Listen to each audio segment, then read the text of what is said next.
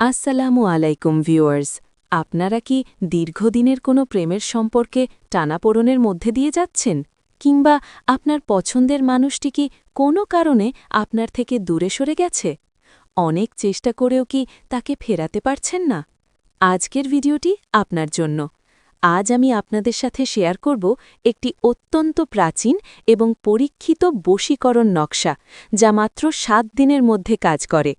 এটি কোনো সাধারণ টোটকা নয়, বরং চন্দ্রমাসের নিয়ম মেনে জাফরান কালিতে করা একটি শক্তিশালী তদবির। ধৈর্য ধরে শেষ পর্যন্ত ভিডিওটি দেখুন, কারণ একটি ছোট ভুল আপনার পুরো পরিশ্রম বৃথা করে দিতে পারে।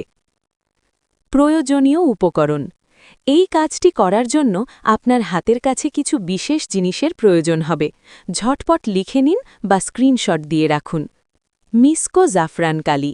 এটি যে কোনো বড় আতরের দোকান বা কবিরাজি দোকানে পাবেন। ডালিম গাছের কলম। জাফরান কালি দিয়ে লেখার জন্য এটি সবচেয়ে ভালো। সাদা পরিষ্কার কাগজ, কোনো দাগ বা লাইন টানা থাকা যাবে না। বিশুদ্ধ সরিষার তেল, ঘানি ভাঙা তেল হলে সবচেয়ে ভালো। রুই বা তুলো, সলিতা বানানোর জন্য। সময় ও প্রস্তুতির নিয়ম। এই আমলটির সবচেয়ে গুরুত্বপূর্ণ অংশ হল এর সময়। উপকরণ। এই কাজটি করার জন্য আপনার হাতের কাছে কিছু বিশেষ জিনিসের প্রয়োজন হবে। ঝটপট লিখে নিন বা স্ক্রিনশট দিয়ে রাখুন। মিসকো জাফরান কালি। এটি যে কোনো বড় আতরের দোকান বা কবিরাজি দোকানে পাবেন। ডালিম গাছের কলম। জাফরান কালি দিয়ে লেখার জন্য এটি সবচেয়ে ভালো। সাদা পরিষ্কার কাগজ, কোনো দাগ বা লাইন টালা থাকা যাবে না। বিশুদ্ধ সরিষার তেল, ঘানি ভাঙা তেল হলে সবচেয়ে ভালো। রুই বা তুলো, সলিতা বানানোর জন্য। সময় ও প্রস্তুতির নিয়ম। এই আমলটির সবচেয়ে গুরুত্বপূর্ণ অংশ হল এর সময়। উপকরণ। এই কাজটি করার জন্য আপনার হাতের কাছে কিছু বিশেষ জিনিসের প্রয়োজন হবে। ঝটপট লিখে নিন বা স্ক্রিনশট দিয়ে রাখুন। দিন। আমলটি শুরু করতে হবে চন্দ্রমাসের প্রথম বৃহস্পতিবার, অর্থাৎ নতুন চাঁদ ওঠার পর যে প্রথম বৃহস্পতিবার আসবে সেদিন থেকেই কাজ শুরু। পবিত্রতা। কাজ শুরু করার আগে অবশ্যই অজু করে শরীর পাক পবিত্র করে নিতে হবে। একান্ত পরিবেশ। এমন একটি নির্জন স্থান বেছে নিন যেখানে কেউ আপনাকে বিরক্ত করবে না। সামনে একটি আগরবাতি জ্বালিয়ে নিলে পরিবেশটি আরও ভালো হবে। নকশা অঙ্কন পদ্ধতি। এখন মন দিয়ে শুনুন, আপনাকে মোট ৭টি নকশা তৈরি করতে হবে। জাফরান কালি দিয়ে কাগজের উপর নকশাটি অত্যন্ত সাবধানে অঙ্কন করুন।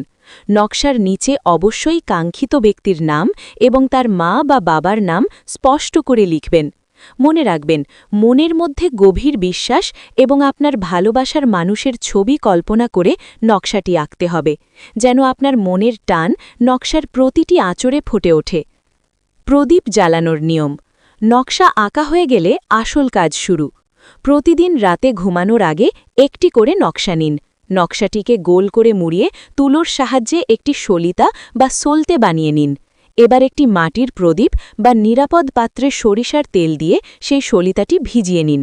এরপর আগুনের শিখায় সলিতাটি জ্বালিয়ে দিন। জ্বলার সময় মনে মনে আপনার সেই প্রিয় মানুষটিকে স্মরণ করুন এবং আল্লাহর কাছে সাহায্য চান। এভাবে একটানা ৭ দিন ৭টি নকশা আপনাকে জ্বালাতে হবে। একদিনও যেন মিস না হয়। সতর্কতা। মনে রাখবেন, এই তদগিরটি শুধুমাত্র জায়েজ বা সঠিক উদ্দেশ্যে ব্যবহার করবেন। কাউকে অন্যায়ভাবে কষ্ট দেওয়ার জন্য এটি ব্যবহার করলে হিতে বিপরীত হতে পারে। এটি একটি পরীক্ষিত আমল, যা অনেকেই সঠিক নিয়মে করে ফল পেয়েছেন। বিশ্বাস এবং ধৈর্যের সাথে কাজ করুন। ইনশাআল্লাহ ৭ দিনের মধ্যেই আপনি আপনার কাঙ্ক্ষিত ব্যক্তির আচরণে পরিবর্তন দেখতে পাবেন। ভিডিওটি ভালো লাগলে লাইক দিন এবং এই আমলটি সম্পর্কে কোনো প্রশ্ন থাকলে কমেন্ট বক্সে জানান। আজকের মতো এখানেই বিদায় নিচ্ছি। আল্লাহ হাফিজ।